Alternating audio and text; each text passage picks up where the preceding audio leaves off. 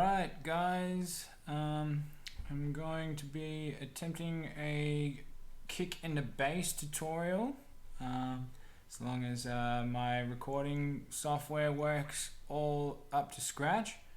I'm going to be doing it in 148 and we're going to be writing it in G. So first thing I'm going to do is go into my plugins. We're going to be using Kick2 and Hive to do this. So we're going to load up Kick2 in here. Close that off. Hive on this one. Close that off as well. And we'll just get rid of those extra channels. Alright, so we might actually group our kick and our bass together just to start off with to save doing it later.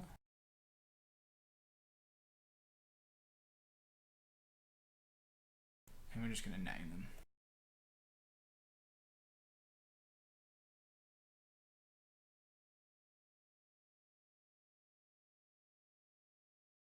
Alrighty, so let's draw in our little patterns. I'll get a 4/4 and a 16th pattern going on here.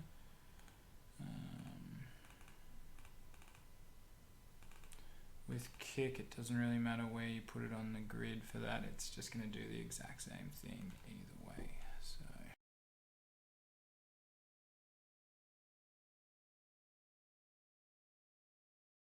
now with Hive, for your bass lines, if you want a dark chunky bass, we're going to need to be down in 0. So we're going to write it in D0.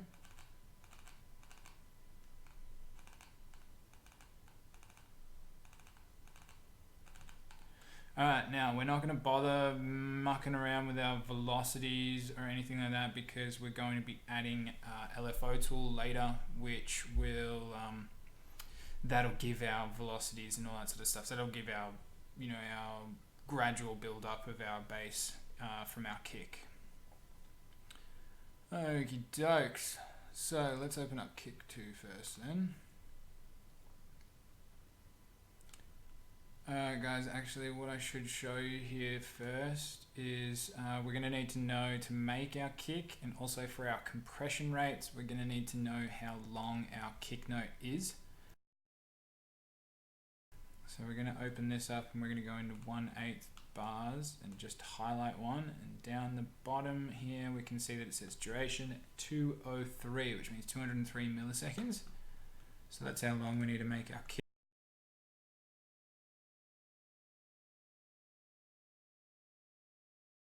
Alright, I'm just going to start in the default kick, and we're going to change our length first thing. Looks like 204 is going to be the best that I can do. Going to add a few more points in here. That way we can get a nice harmonic kick. So we want to start in our main key, in this case D. I like to start in D8 or whatever key in 8th octave. I find otherwise it's, unless you're doing like a techno thing where it's quite often ducked at the start, like there's an attack envelope on it to give it like a bit of dullness, then it's okay. But for this, we want a hard punchy kick, so we're going to put it on 8. Now, before I even sort of bother with all this stuff here, I'm going to go into my amp, and I think we like it at about 70.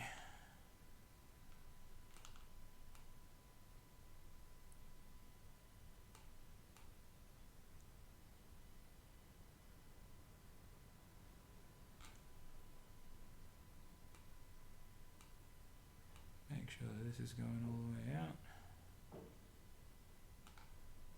Now we can bring this down.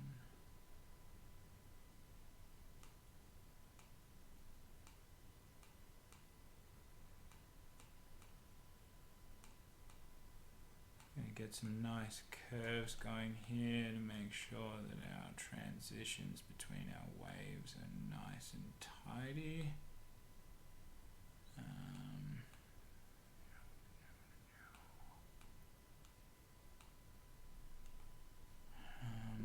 And then here we want it to sort of be finishing on its downward and meeting at this point here. So what we're going to need to do, so that's going to happen in our pitch. So what are we in? We're in D. Let me just suss my key wheel.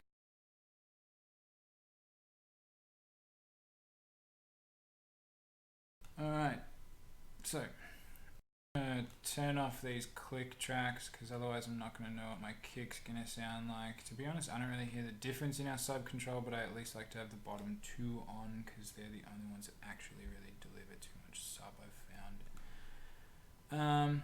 Now we can be in D, can go maybe even A5 and then back to D. Maybe pull this away a little bit, and the same for this.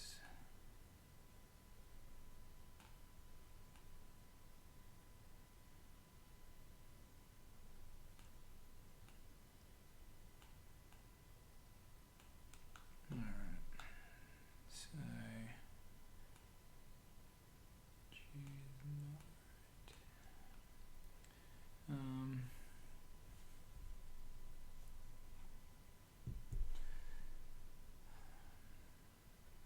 Instead of C, we might go to D, and then down to A, and then to D again.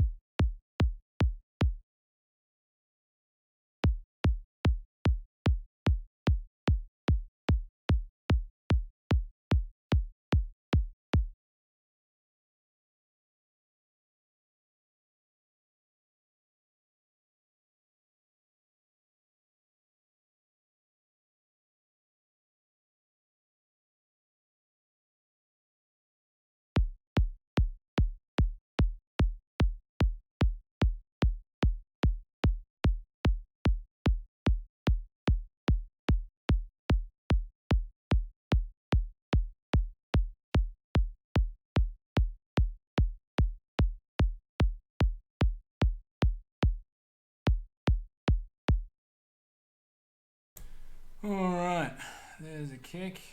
Let's work on the bass and then we can do the E, the effects and everything for both. Alright, let's open up user init preset. Whoops.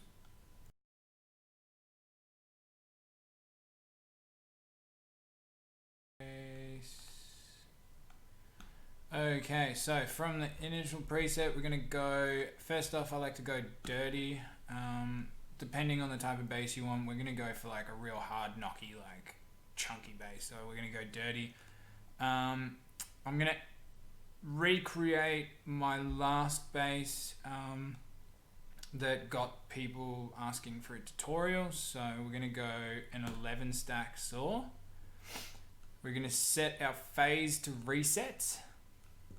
We're going to open up our MM1 down here, and we're going to set our source to constant, and then we're going to drag this up to our phase.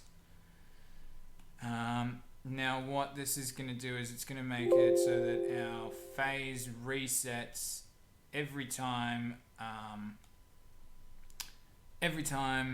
new note is played. And then I find Hive has a tendency to like play notes early to try and make sure that it's on time, and so sometimes if you don't do this, and I find like you have to with a bass note to get it to be in phase with your kick, if you don't, your bass note's just going to be out and they're not going to sound great. So phase all the way up. Now we don't have to worry about this side because nothing's going to happen over here. We're going to bring our cut off down to, for the purpose of this, I'm going to say 65. Going to turn our input gain up a little bit. Now attack on both of these amp 1 and mod 1 channels is going to be off. We don't want any, so on 0. Starters, I'm just going to bring this down to this. This is like basically your decay. You want to be the highest of all 4 of your little modulation bits here. And for our release, we are going to go 3 on both sides. That just stops your synth from just suddenly cutting off and not completing that sort of smooth line and actually ending its frequency. So you'll get these little clicks at the end of every bass note and it sounds terrible. So we're going to try this first. So what do we got here? We're on... Alright. Okay, so that's it with the cutoff. We're going to bring our input gain all the way up actually. Now what's going to happen is you're instantly going to go from this dull fuzzy tone to an actual bass note once we start mucking around with our mod envelope, even just a little bit. So here we go, let's give it a shot. Oh, and I'll quickly turn the effects off. Alright.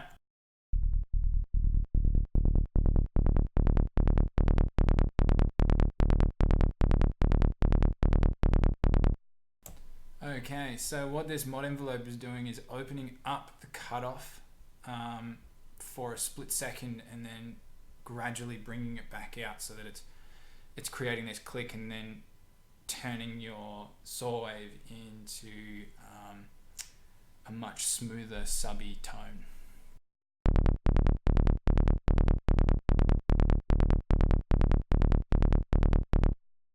I can hear that that's actually pretty good. So what I'm going to do is I'm going to give you numbers here. So this amp 1 decays on 30, sustain is on 18 and release is on 3. Mod 1 is on 31, 16 for the sustain and release is on 3 and attack is 0 for both of them.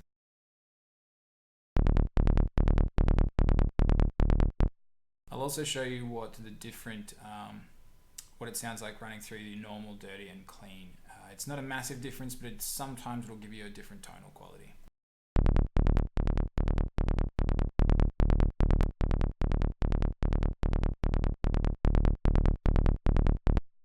Dirty is the one that makes the biggest difference. If you're going to give it like a really sort of punchy, gritty sort of bass note, that's a really good one to go. Alright, so that's our bass done. What we're going to do is we're going to quickly play these together and see how they sound.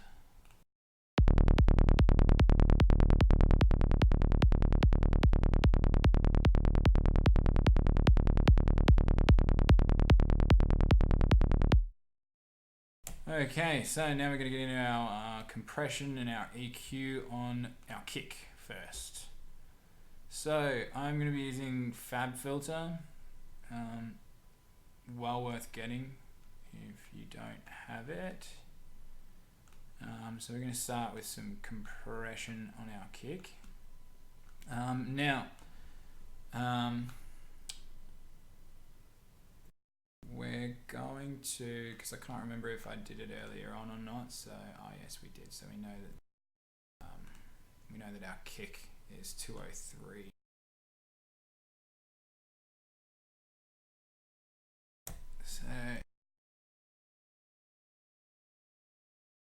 So that's where it's going to come in handy here. We know it's 203 milliseconds, so we're going to set our release for our kick at 203 milliseconds. So that's when our compression finishes its setting. And I like to run a little bit mathematical when we do this.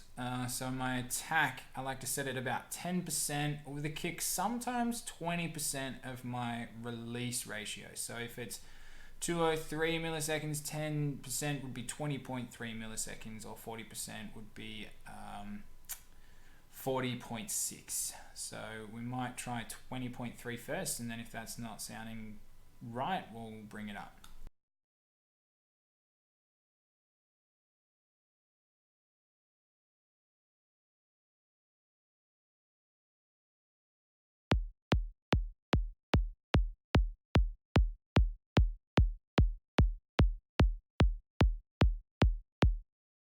Now your compression ratio is going to be sort of a personal preference. At times it's a bit more of like a what sounds best to you. The more compressed, the sort of further the back your kick sounds, and the less compression, the more just like bang in your face it is.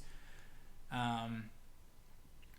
I will say is, like, you don't need to do too much in the sense of this. It's more about like getting your wet gain and everything to sort of sound right.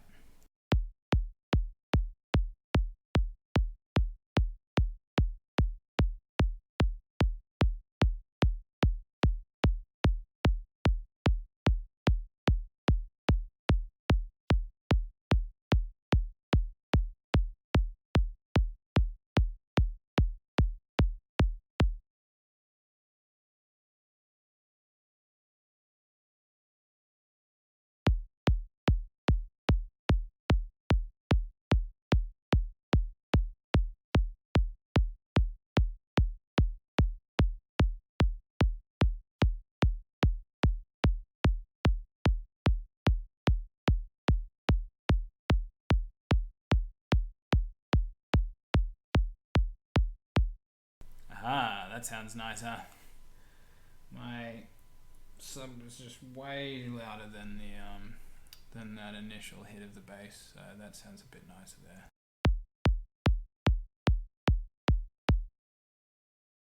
Sweet. Now we're gonna do some compression. Oh, sorry, not compression, EQing. I'm gonna do a really basic EQ. This will just be my basic setup, and then for you you'll be attenuating and boosting in points that you want a sound to come through in. So like it'll be to create your kick, you just sort of work around this if you want to. So we're going to set this to 24 bells per octave.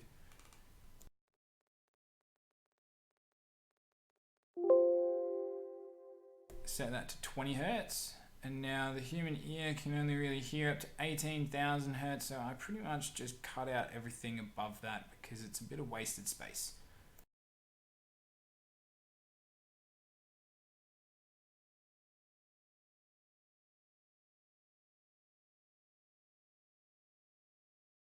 I like to use a brick wall on that because it just means that everything gets completely cut out. No frequencies go out even in a quiet sense. So I'm just going to leave that at this for now, and it'll be, work around that. I find like, you can spend time sort of like if you find yourself, you can move around the room a little bit, or in your chair, not around the room, but in your chair, and just like you'll pick up frequencies completing their waveform that you might just go, that doesn't gel with the rest of this. So you'll need to attenuate certain frequencies in quite a large dip. So that'll be stuff that you want to go through and look at yourself. I'm just going to leave it like this for now, and we're going to move on to the bass line.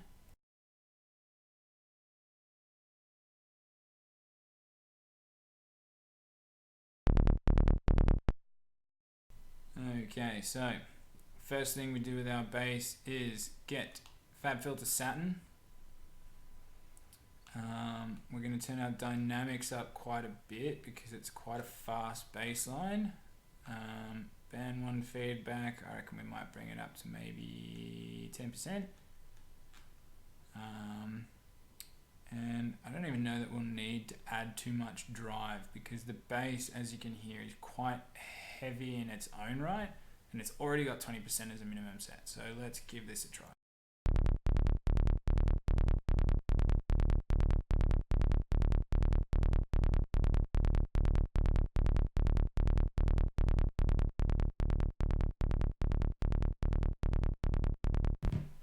Okay, I could just see that Hive was redlining as the bass was coming through, so I want to make sure I get a clean image for my bass. So I'm just made sure that I turned my input gain down just so that it's at no point peaking over that.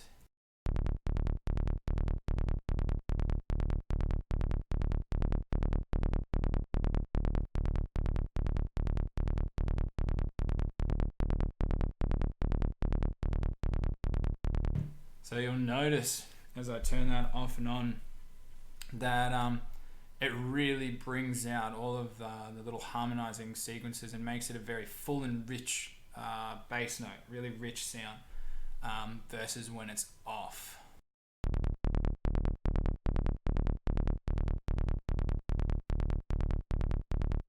Alright, so that's our basic.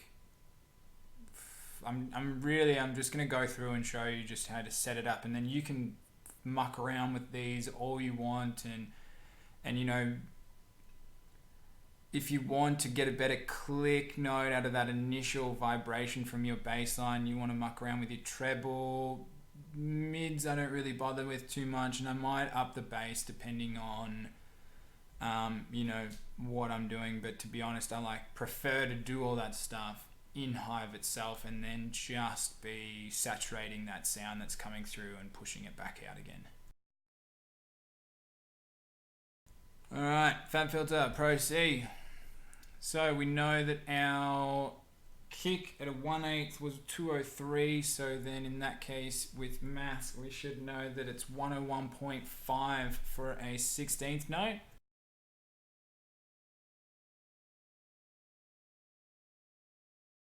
So it will be 10.15 for our attack.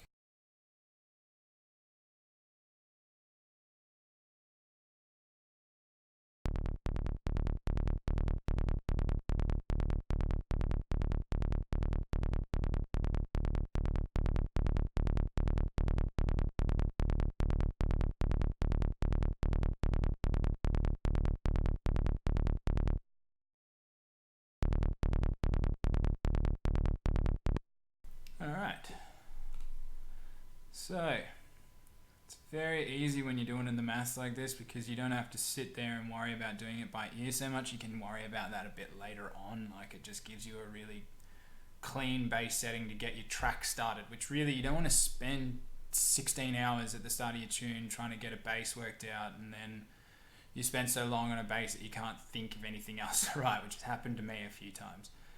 So we're going to get Pro Q3.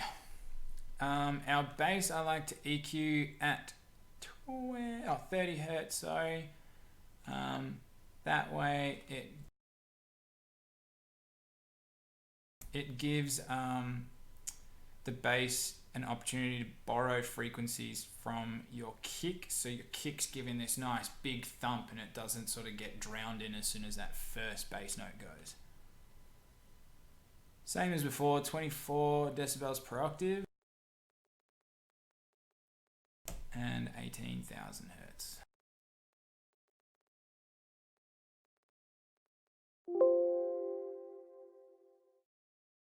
With a brick wall there, and again you'll have the same thing with your bass notes. I'm getting you to a point where you can just have a fat bass sound and then actually work on it from there and get everything going after that.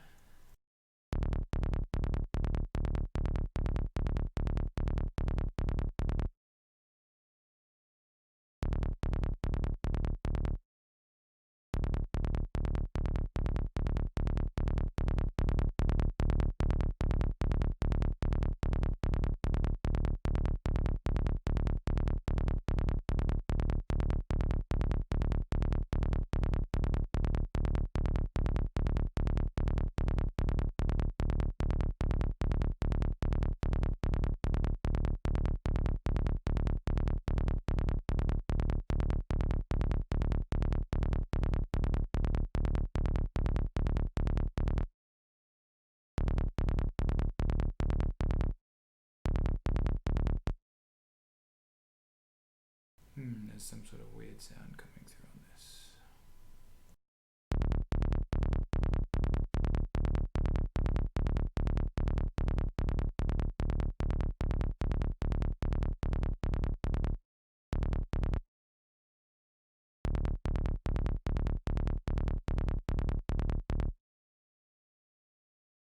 I think that might actually be my table vibrating that's making that sound.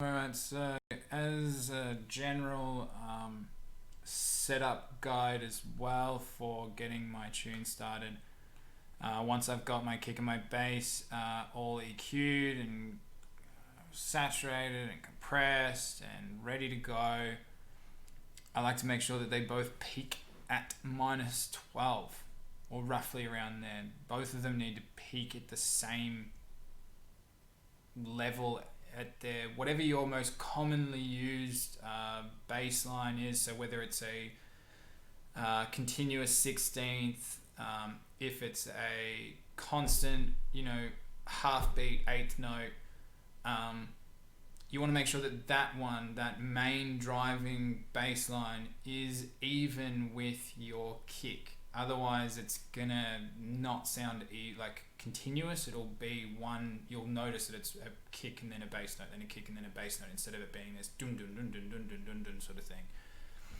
And yes, I'm a big fan of just randomly trying to make sounds. Okay, so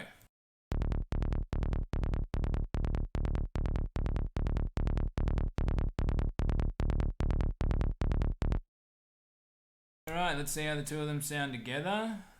Oh wait, actually, no. Before we do that, we're going to get out our handy little LFO tool and put it on the bass. So we're gonna go like this. Oh, what happened there? Alright, so bring this corner all the way down, and you would have noticed that I've dragged this corner here across a bit and just given it a bit of a curve, and that's because if you don't, LFO tool is basically going to shut off the sound that's coming through, so you're going to get a click because basically it's just audio coming through and then suddenly shutting off. And now obviously at the end of your project you're going to want to export all these out and then replace the synths with audio files or whatever you want to do. I don't do that at the start. I do that as the very last thing when I'm doing my mix down, because otherwise if I decide that I want to change something about my kick or create the same kick but with a certain changed element to it, I have to try and totally recreate the kick, and it's just a pain in the ass if I haven't saved out the presets. So I've drawn in a basic waveform for a kick, because your kick is going to end here. So this is where your first bass note starts. So that's going to gradually get brought up, and then these last two will be full volume before it gets brought back down again. Okay, so let's hear how it sounds together.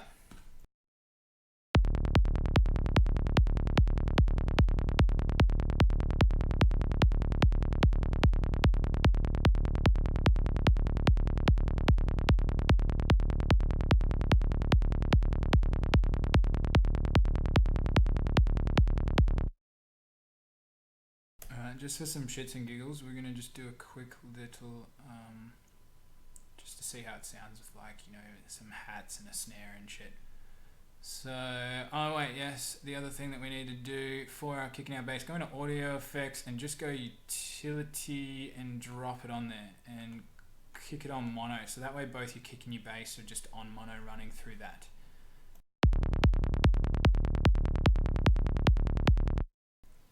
Alright, I can...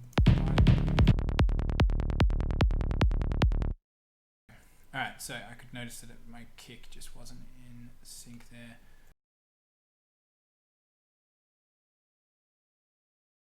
So we're going to get, for my hats and my kick, and my snares, sorry, I like to have a drum rack on both.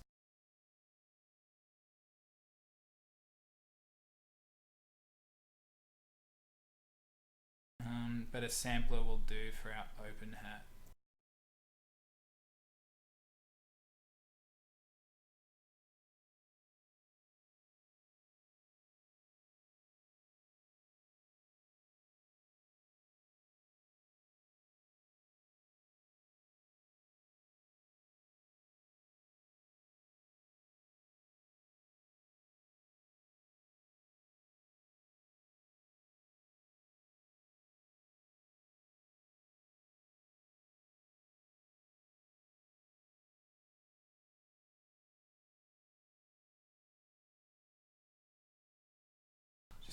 closed here. You're gonna find some.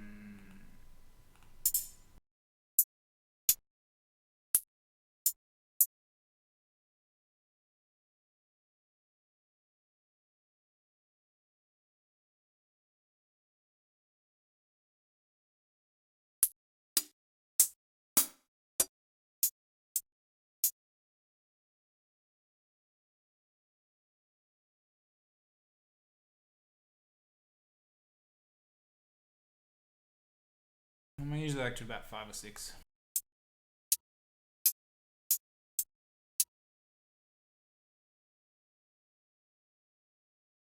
I reckon that'll do.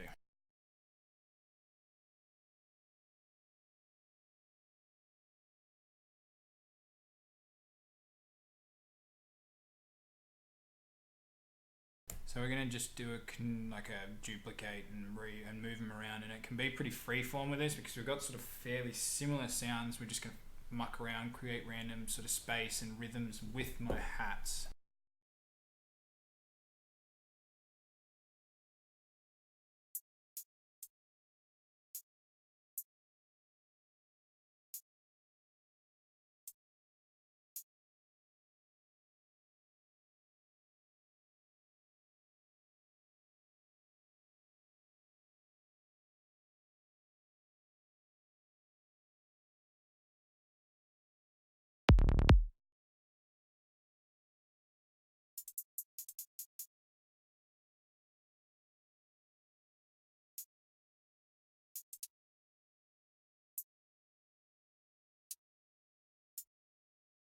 Fuck it, let's make it a bit more intense.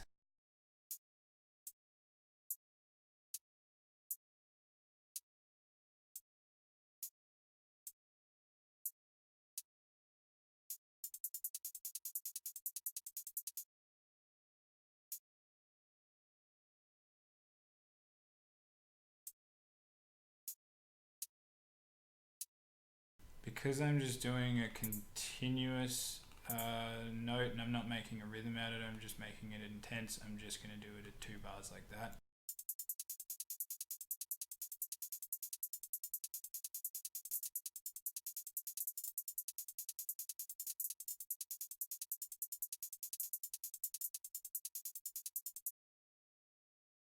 Alright, let's find some snares. So a little trick that I like to do is I like to find snares first, maybe 2 or 3.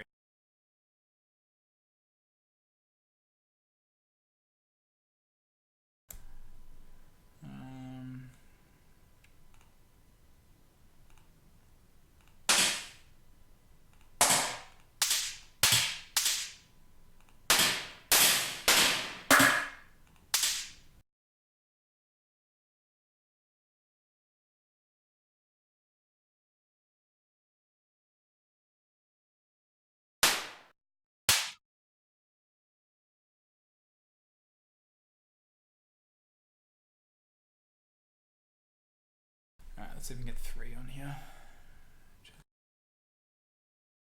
Just for laughs.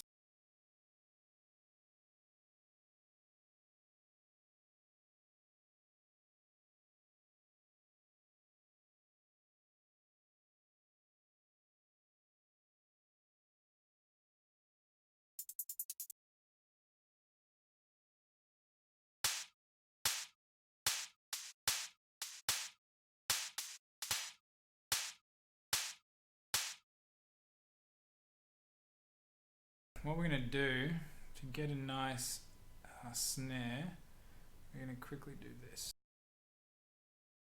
So we duplicate it, and then we're going to go into audio effects here, and we're going to get a vocoder and drop it on this duplicated snare. Now I find 4 or 8 bands is best.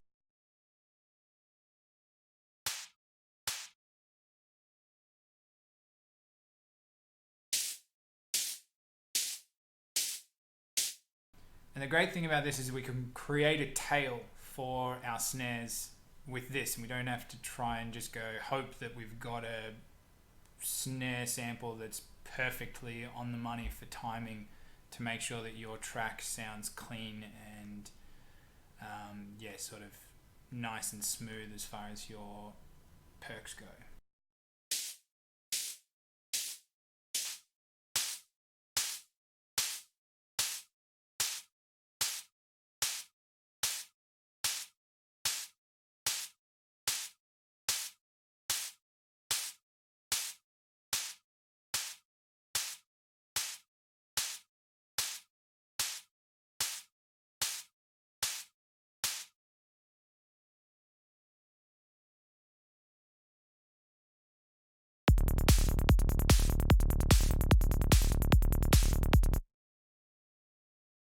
Sweet. So I forgot to go into my hi-hat. We're going to add in our simple delay here. And we're going to turn it off sync and put it on time. And our first channel is going to be 1.5 milliseconds. And our second is going to be 10. I want to turn the feedback all the way up and put a little bit of, the dry wet all the way up and feedback a little bit.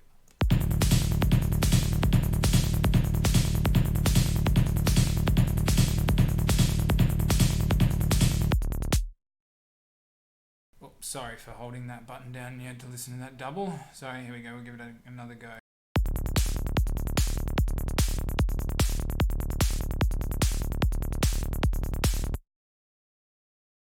Alright, last one. Let's get an open hat.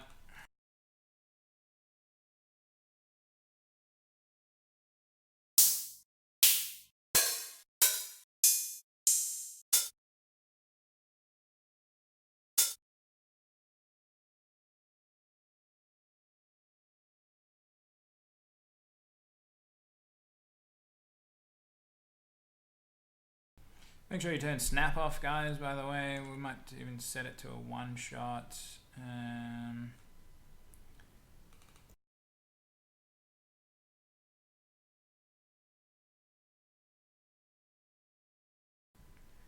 C3 because it's a sample. Alright.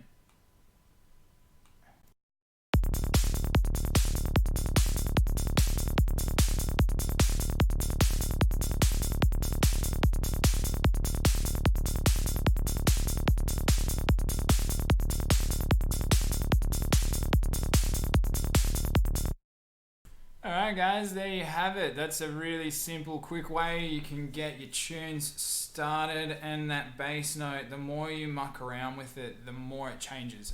So you only have to make small changes to get this totally different sounding bass. So yeah, have a muck around, tell me how you go. Hopefully it helps some people, and hopefully we get some more people writing some more fat tunes and even putting out some more tutorials as well.